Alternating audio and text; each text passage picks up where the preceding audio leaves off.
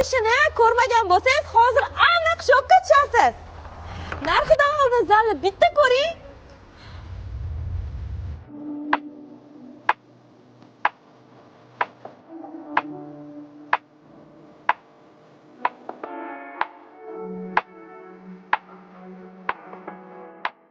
To'g'risini aytaman, to'yxonani oddiy deb o'ylagan edim, lekin ichkarisiga kirib shokka tushdim.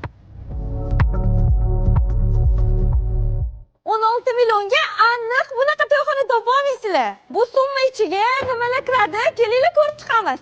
To'yxona uchun оформление. Bonusiga sveta muzika.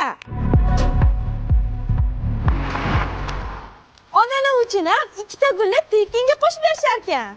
Bonusiga butun zal uchun taklifnoma ham qilib berishadi.